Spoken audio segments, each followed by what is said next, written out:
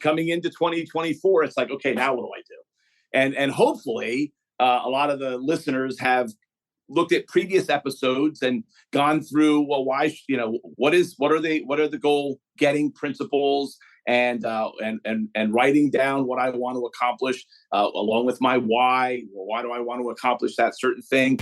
In today's economy, more people than ever are looking to buy and sell businesses. But how do you do it? Welcome to the Deal Board, presented by Transworld Business Advisors. Straight talk about real deals and real people. Listen to stories, interviews, and expert advice to help your business sale, merger, or acquisition process. Now, here are your business exit experts, Andy and Jessica. Welcome back, everybody, and Happy New Year. And it wouldn't be a new year if we weren't starting off the year in the right way by having JT Tatem, our favorite goal getter and setter, here at Transworld, here at UFG, and of course, Sinorama before that, right, Jess? Yeah. I mean, JT, this is now 4 years in a row, I think, right? I think so. That's dating the podcast too. Does that mean the podcast is on its way for 4 years old? I guess so. I think so. So anyway, it's always great to have you here, JT. You always bring so much energy and motivation to kick off the year. And I know you've got something in plan for our listeners today to, kick off their year right and get them up and motivated and ready to go. We do. Well, and thanks, Andy and Jessica, and Happy New Year to both of you as well. And I know you guys have probably had a great holiday season, family, friends, time, reflection. At least that's what most people do, right?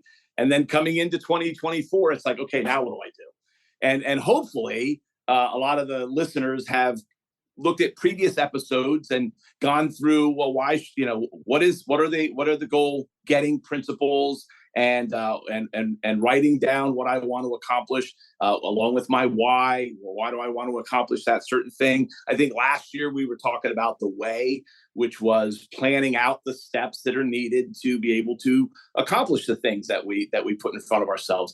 And interestingly enough, we had just done recently 2 series of goal getting sessions for another group of listeners.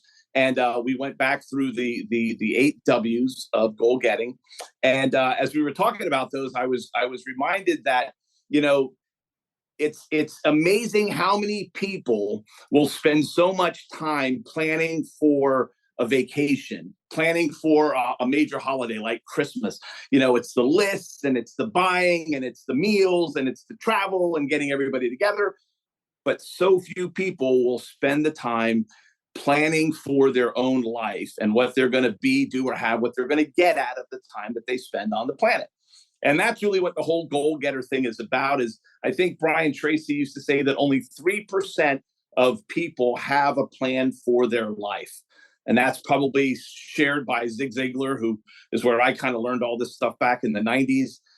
But the vast majority of people, as we've said before, there's 2 types: the ones that life happens to, and the ones that make life happen. And on the Deal Board, we've got a lot of people in the audience who are probably more like number 2. They're specific. You're thinking about, what do I want to accomplish? How am I going to get there? You're not a wandering generality, as Zig Ziglar used to say, but you're a meaningful specific. You've got something in mind that you're looking to accomplish, and that's what goal getting is really all about for us. So with that in mind, just quick recap. I think it would serve us well. So we've broken down what are known as the 8 W's of goal getting. And thank you, Andy, for plugging it that way, because I know there's a lot of people that set goals, but there's fewer people that get goals. And I think a lot of that has to do with following the process all the way through. Most people, if you said, do you have a goal? They'd raise their hand and say, yes, I do. And if you said, is it written down? Not 3% of them will have it.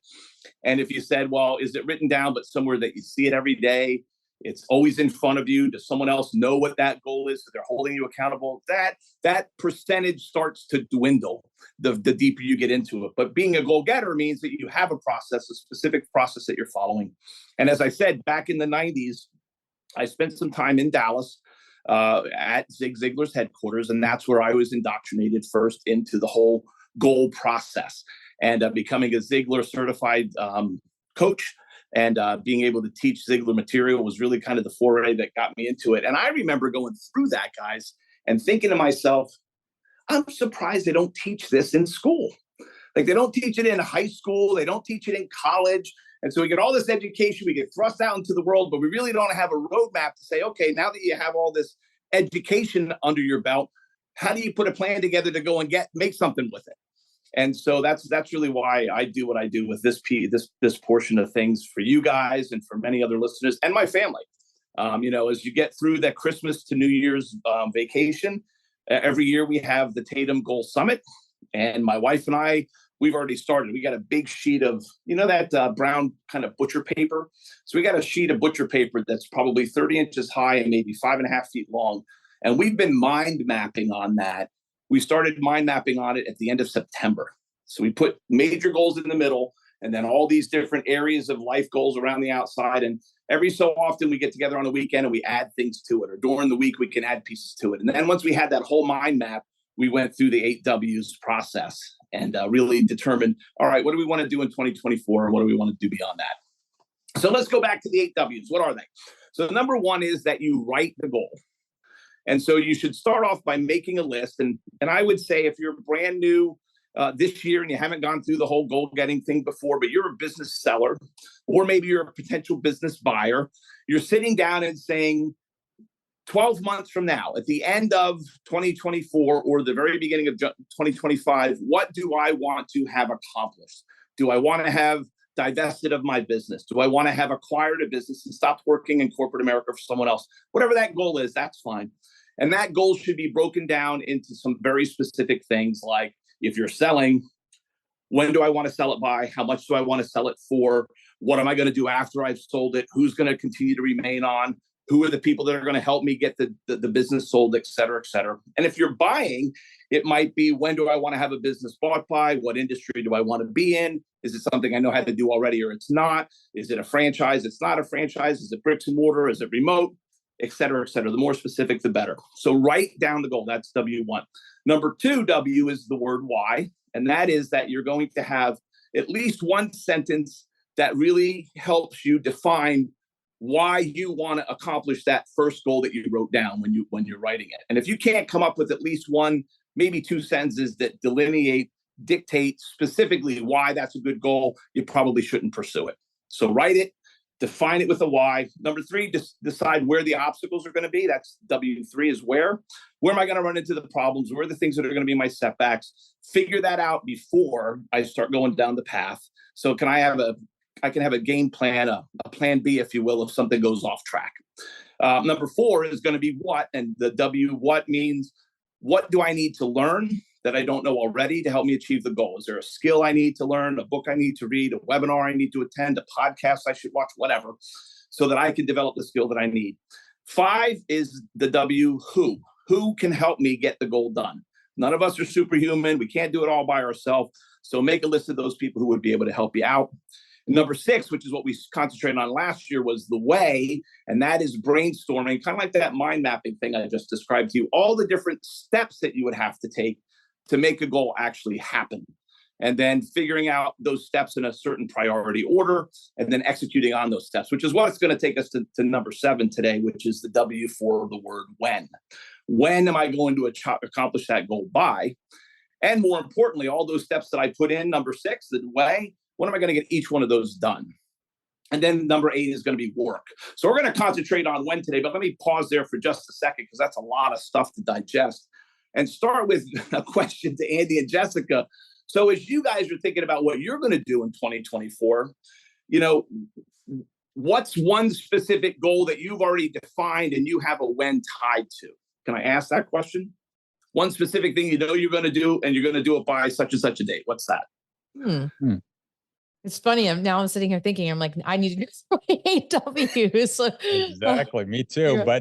But we definitely wanted to take my mom to Italy. So it's been a goal for the last couple of years. They've been, her and her husband have been struggling a little bit with their health. So we want to get that done, and we want to get it done before the end of the summer next year, because they just got some things done physically that have put them in a better place to travel. So, okay, good. So there were some things that might have been inhibiting them from being able to have that goal become a reality. But I want to take mom to Italy. by such and such a date. And that's the whole point of this session, Andy, is, okay, well, what is the date? Because once you know that, you can work backwards to figure out the steps that you're going to need to take and by when to make that happen. Okay, good. Jess, how about you? Anything stick in your mind? Yeah, I don't know why this is a goal. I've been through too many remodel projects, but we've decided that we want to remodel again and get our kitchen fully remodeled and completed by Christmas next year. Okay. Okay, so that's even better. It's specific. We don't want to remodel the kitchen, and we know we want it done by Christmas, in this case of 24. Yeah, so we want to be able to, maybe even before that, maybe fall. So okay, yeah. That's fine. Just because if I say Christmas, the contractors will not be done until the following year, right, Andy? Well, there's the gal that's been through this before. She's figured that out. Okay, so we want to be able to have Thanksgiving dinner, really Christmas dinner, but Thanksgiving dinner in our new kitchen. Thanksgiving, I can't even spell, sorry, of 24. Good. So there's two specific things that I want to do, and I need to have a specific date. Mom to Italy, and I heard Andy say by the end of the summer. So what does the end of the summer look like? Is that August, September? Are we going? Labor Day. Yeah. Labor Day. Okay. So by 9/4, I'm using that date. I'm making it up. It could be 5, it could be 3, whatever it is, of 2024. Good. Perfect. So that's the piece that needs to happen in the grand scheme when you're talking about putting a goal together. Like, what's my drop dead date for this thing? It needs to be done by fill in the blank, whatever. And then I got to start working backwards from there. Now, if I'm selling a business, I might say, hey, my target date is to have this business sold in 12 months. Okay. From the time I list it. Now, if I'm not listing my business for sale yet, Andy, maybe I'm thinking, yeah, I really want to sell my business, but I'm not ready yet. I want to sell it in 2 years. I want to sell it in 3 years. So maybe I need to put a game plan together to get my revenues to a certain level, my profit to a certain level, because I know what I want to sell the company for. And maybe that means that they're going to become an exit factor client, Jess, and they're going to work for the next 12 to 24 months to build the business to the revenue or profit level that they need to get it to in order to be able to get the kind of return that they're expecting when they sell it. That's perfectly fine. As a seller, you want to know what's my end date. And at some point when you're in the sales process, when a buyer comes, they're going to make an offer on the business, they're going to have an anticipated closing date. So whether they give you a letter of intent or a business sale offer and acceptance agreement, there's going to be something in there that says this transaction shall close on or about such and such a date. So it's always important to have a place that we're anchoring to say this is the finish line. And so in order to hit the finish line, we're going to have to do all of these other micro steps along the way with milestones built in to make sure that we meet those deadlines, because the sum of all of those deadlines is going to be the finish line. That's what needs to happen. Good. So if we talk about the when, one of the most essential tools to work with to be able to get your when to become a reality, and let's just kind of list what some of those tools are. Tool number one would be, I need a calendar.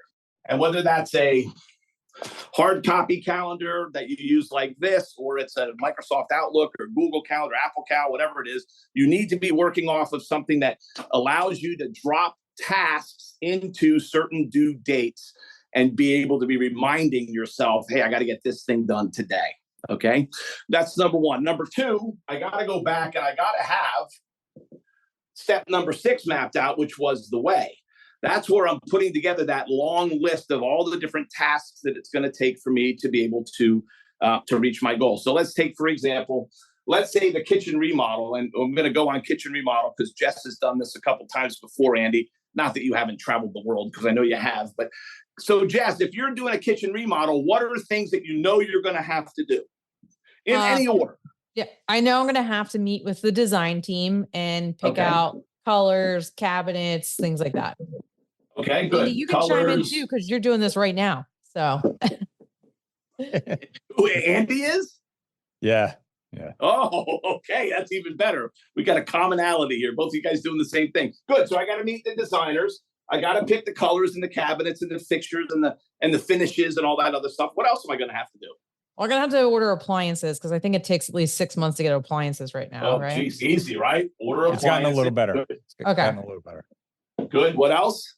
You have to hire a I contractor. was gonna have, I gotta have- I have to pick a contractor, right? Okay, so if you're going to hire a contractor, does that mean you're also going to have a step that says interview contractors? Yes. Correct. Because you might not hire the first one. Yep. Good. Okay. What else? Well, there's Gotta all have a kinds of things. plan. I mean, we had to get plans done, so we had to hire an Plans. Oh, yeah. architect. Plans, architect. Okay. So we got to draw a plan. We're going to have plans drawn up. So we got to have an architect, which means we probably have to hire an architect, which means we have to interview architects. You get the idea. I mean, there's this list, and it's not necessarily in this order. The whole point of the WAY, the way, step number 6 is brainstorm. Throw them all out on the table. What am I going to have to do? I'm going to have to get I got to have the finances for that. Does that mean I'm getting a loan? I got to save a certain amount of money. I got to meet these designers. I got to interview these architects. I got to hire a contractor. Whatever. You put it all down on paper, and then you go through and you put them in an order where one is dependent on the next, is dependent on the next, et cetera, right? So you got to prioritize. It's the same thing when I'm selling a business. Well, let's see, what do I got to get put in? I got to get my books and records in order. Does that mean I got to contact my accountant because I haven't been keeping track? I got this shoebox full of receipts, or maybe I'm a much larger organization. I got a CFO and a COO, and they're taking care of all that stuff for me. Great. Do I have all my processes and procedures in place? Is that stuff documented that I can hand over to a buyer when they purchase the business? Maybe the answer is no. Okay, I'm going to have to hire somebody that's going to pull all that stuff together. You get the idea. So there's a long list of things that need to be done. You put them all on a sheet of paper, and I can, at the end of the podcast, put some links in there. If there's some documents that we've created that I use for the Tatem Goal Summit, that might be beneficial to the listeners. Fine, take that list, put all the things down, then put them in a priority order. Well, I can't do this one until I do that one. I can't do that one until I do this one. And you wind up with, okay, well, here's number 1, and here's number 2, and here's number 3, and here's number 4 and 5 and 6 and 7, and so on and so forth. And once I put them on a new list now in numeric order and priority order, then I also need to put out here, how long is it going to take me to do those, and by when? What is my date? Okay. Because if I remember, my kitchen remodel has to be Thanksgiving of 2024. Well, that means I really got to be saying, November 10th, we got to be doing the final walkthrough and inspection. And then, in order for that to happen on November 10th, the contractors have to be done with laying the painting has to be finished, and all the electrical outlets need their covers, et cetera. That's going to happen by November 5th. And then in order for that to happen, you get the idea. You start working backwards when each of these things has to take place by.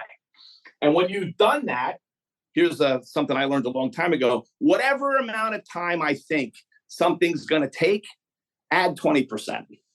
Because it never takes as little as I tend to think it is. So I make a long list of all the things I'm going to get done on the weekend. Danielle looks at it and goes, "You're out of your mind. You're never going to get all those things done." And I go, "Well, you just watch me." And then by 5 or 6 o'clock tonight, she's like, "So how are we doing?" "Well, I probably have to move a couple of these to tomorrow." We've been married 39 years as of December 15th, and I still make the same overzealous mistake. Okay.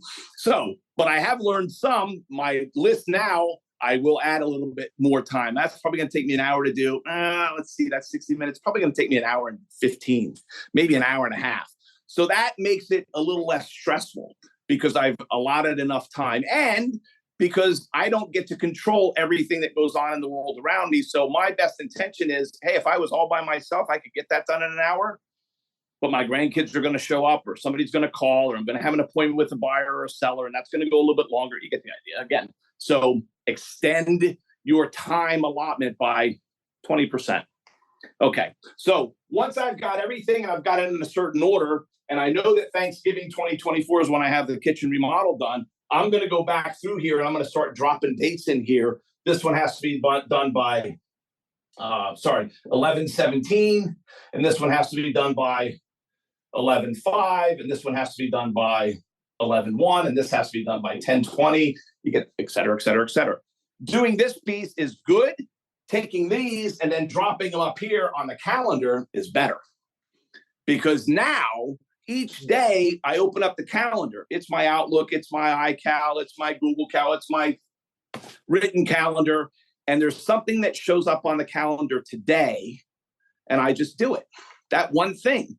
If all of these things are being done, but they're being done at different times, they're being done in a precise order, but I'm not doing something necessarily every single day towards the achievement of the goal. But the day that it shows up, I commit myself to doing it. That's probably the most valuable part of the when process, is writing them out, putting them in an order, adding a date to them, sticking the date in the calendar, and the day that shows up and there's an item to be done, just do it that day. If you just do that one little thing, it kind of goes back to that pepperoni principle. Same as how do you eat an elephant? One bite at a time. Just you take one slice. And I eat a piece of pepperoni today, and maybe I don't touch the pepperoni stick tomorrow. But the next day, another piece of pepperoni, and over a short period of time, that stick of pepperoni has been nibbled down to nothing. I've accomplished it. It's the same thing with a goal. If I've got the goal broken down into pieces, bite-sized chunks, I put them on my calendar, and then each time something shows up on the calendar, I'm committed to doing what is there that day. Before I know it, I get to the finish line. It's almost like project managing your goals. Exactly, it is. That's exactly what it is. Exactly what it is. And in project management, you have a Gantt chart. You guys might be familiar with that, where things are interdependent on other things. Some things happen and they overlap.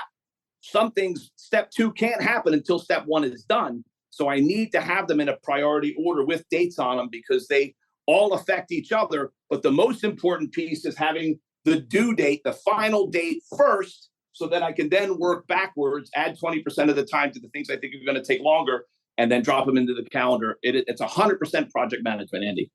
Exactly right.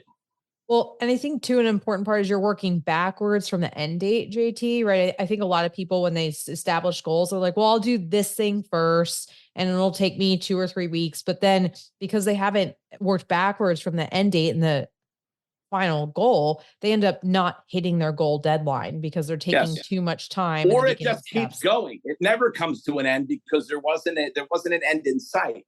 I mean, you think about the 7 Habits of Highly Effective People, Stephen Covey's book, and what's one of the first habits? Begin with the end in mind. What is my end? If I don't know this first, these could just go on forever and ever and ever. Well, I can't let that happen, because if that happens, then that interferes with other goals that are going to be started or want to be accomplished, but they can't get done until this is happening, until this one's done first.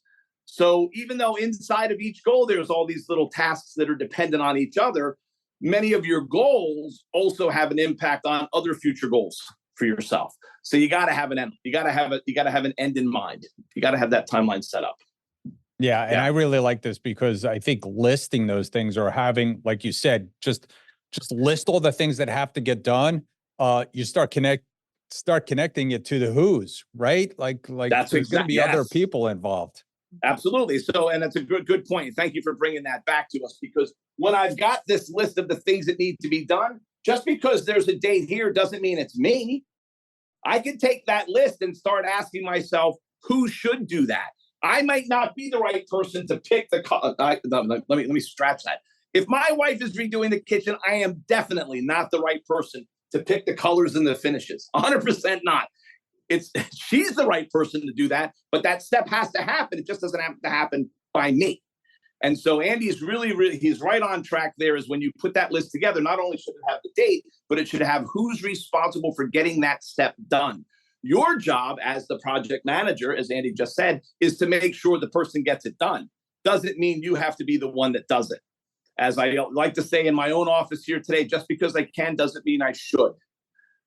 Let somebody else who can do it as good as me, better than me, or good enough, let them do it instead. I'm okay with that. That's the lesson on delegation. We'll do that one some other time.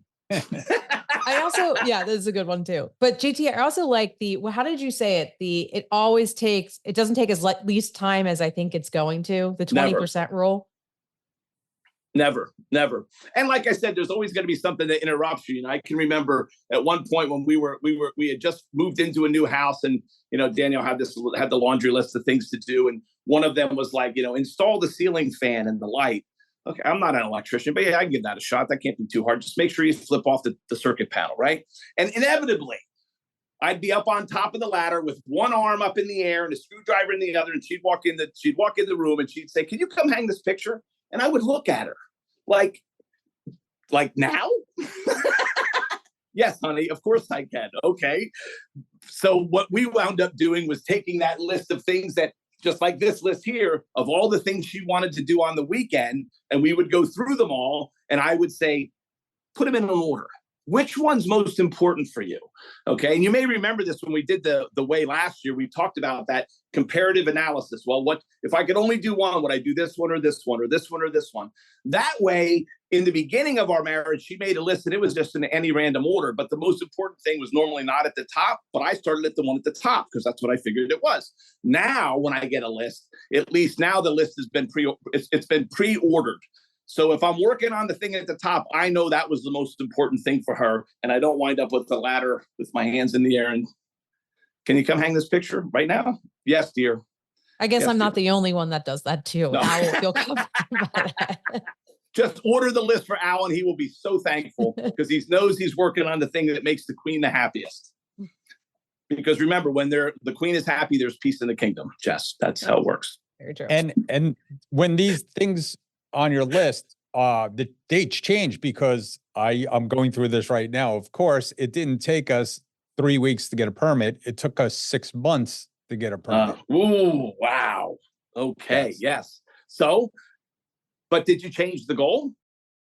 No. Well, no. The goal's still the same. The ultimate goal is still the same, right? You might have to change the plan, but you don't change the goal. I didn't even have to change the date because I not only did 20%, I did 50%. So, but I think we're banging up against that 50% soon. Yes. But, and during that time period, Andy, there might be something that does come along and you go, okay, hold on. Let me go back to my list. Is there anything else that I can be working on now that is not completely dependent on that permit going through? Can we have the conversation with the designer and still pick the colors, even though we don't have the permit? Yeah, sure, I can do that. So and we did all those things. Yeah, I can reorder it. I don't change the goal. I just change the plan to get to the goal. That's all. Excellent. Yeah. Well, I think that's a really good lesson too. And if we take it back to the business world and buying and selling businesses, right, is like, what I'm hearing from this conversation too is like, yes, you have your end goal and your end date, but you're also focusing on what's that next step, what's that next date in front of you. So back to the only eat an elephant one bite at a time. If you're selling a business and you have a goal to exit by the end of 24 and you get an offer from a buyer in March and say the buyer decides to pull the offer, they're not going to move forward with it, right? Instead of fretting about you're not going to hit your goal, it's like, all right, what's the next step in front of you? That don't change the goal, but change the plan of action. Just change the plan or take a different action. Exactly right.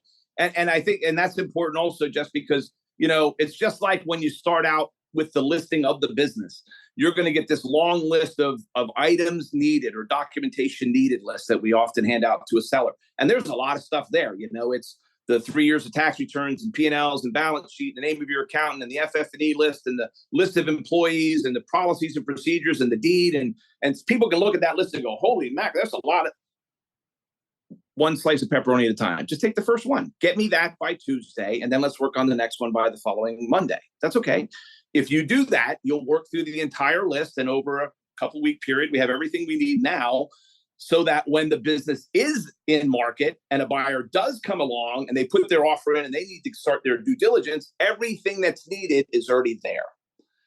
You don't want to try and do it as you need it, because that's where mistakes are going to get made in any part of, in any scenario. If it's selling a business, if it's planning a kitchen remodel, if it's buying a business, don't wait till the end to then rush the step or jump into the step, because you're going to wind up taking 2 steps forward and going a step backwards, because you're going to have forgotten something that was pretty important.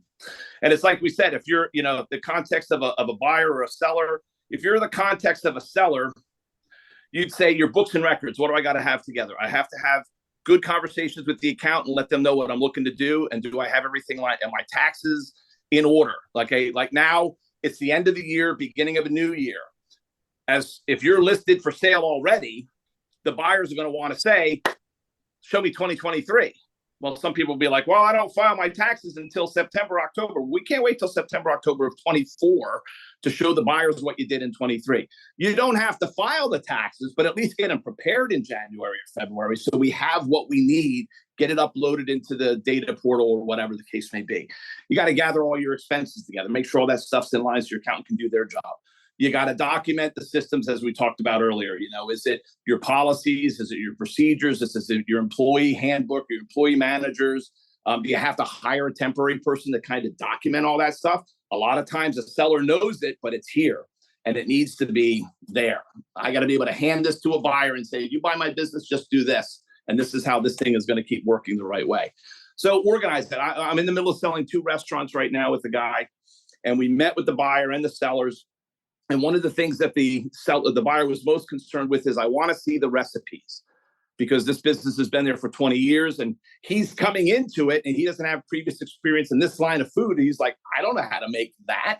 So we sat down with the seller and the buyer. The seller had not only all the recipes, okay? And I'm not talking about like my grandmother. My grandmother used to say, just throw a handful of this in there and a dash of that. Well, I don't know how to measure a dash and a handful, okay? This was to the exact temperature for the exact number of minutes and this many cups, et cetera, et cetera. And then he had photographs of how to build every one of the meals on the plate or the sandwich step by step by step. And I could just see the buyer going, that's exactly what I was hoping for. It's documented. The processes are well organized, well in place. It's going to make it really easy when the buyer comes in. Even though all the staff know that process already, the buyer now knows just about as much as the staff do coming in, because he's got it documented. And then, of course, if you do have staff and you're selling a business, have you done their reviews? Is all of that documented? Do you have payroll file in place? Or all of the folks, have they gone through immigration? Do you have anybody that doesn't have their paperwork? Get all of that stuff in order, and that could be part of that list that you put together with the help of your business advisor, so that when it comes time to pass that information to a buyer in due diligence, you're already there and you're so much closer to getting to the finish line. Yeah. Well, this has been awesome as always, JT. I mean, I think for our listeners that haven't listened to this New Year's episode for the last 2 years in a row, we will drop links into the show notes so you can listen to all the way through. But really, if you compile all the stuff that you've taught us over the years, and then we've got obviously number 8 coming up next year too. But that's the key to everything. We'll tease it now, but I just think this really changes the game from going from somebody who sets a goal to accomplishes a goal.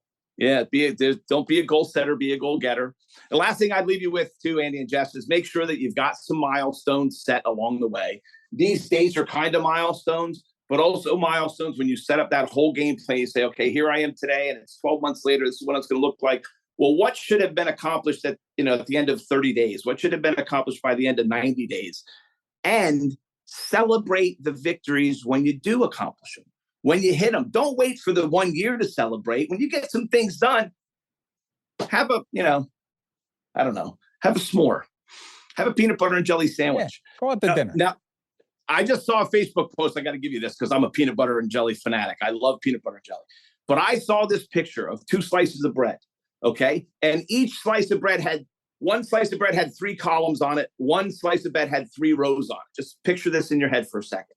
Column were like this: Nutella, smoothie, peanut butter, chunky peanut butter. This side over here was marshmallow fluff, grape jelly, and honey. And when you put those 2 together, every bite is a different set of flavors. I do love peanut butter and jelly. I do. I am doing that. But I'm not sure. Absolutely doing that with my grandkids this Christmas. That's your celebration. That is, and that would be a great celebration for a guy like me. But you got to celebrate the milestones as you go along the way. Don't wait till reach the finish line to have the big celebration. Remember, it's an accumulation of a lot of little things. Little hinges swing big doors. Yes. Always a pleasure. It's amazing. Thank you, JT. That was really great. And again, as Jessica said, go back and listen to the other episodes. We do have some deal of the week and listings of the week. And so we'll get to those as well. All right. Well, we hope you all have a very successful 2024 and have a great new year. Hey, Andy, do you know what time it is? It's time for our deal of the week. Deal of the week.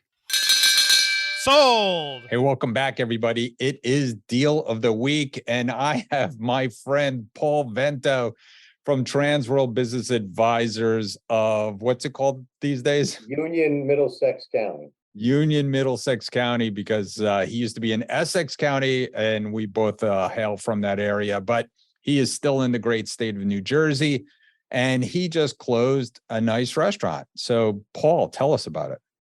Sure, Andy. Thank you, and always a pleasure to spend some time with you, my friend. So this deal is a Italian restaurant in Passaic County, New Jersey. Kind of came to me from, I think you'll remember about 2 years ago, I closed was my largest deal at that time, a large hair salon we sold for $1.2 million.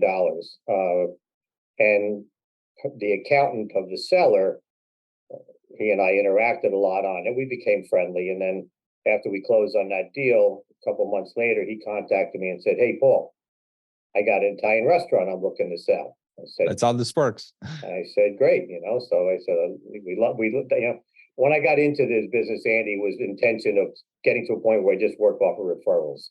Right. Because I'm a little older than some of the guys out there. But anyway, so I said, great. So we started investigating. He had a lovely restaurant. He owned the business. Someone else owned the property. Initially, we were going to be trying to put a package together to sell both. Some crazy things went on with the property. The property got sold, and then it was on again, off again on whether it was available. So the restaurant itself was a good location, an upscale neighborhood, but it needed a fair amount of work. We were coming off of COVID at that time. So it was, when we first listed it, it was at the end of 2021, believe it or not. So we're coming off COVID. People were still a little scared of the restaurant industry because we weren't sure whether there would be another, because in New Jersey, they shut down restaurants here during COVID. So people were scared of that. And then, of course, after we came out of COVID, then we went into somewhat of an economic slowdown. So people got nervous again about that. So we had a couple of deals in place, but they fell apart for mostly because of fear factors, and then some of the work that needed to be done on the restaurant itself.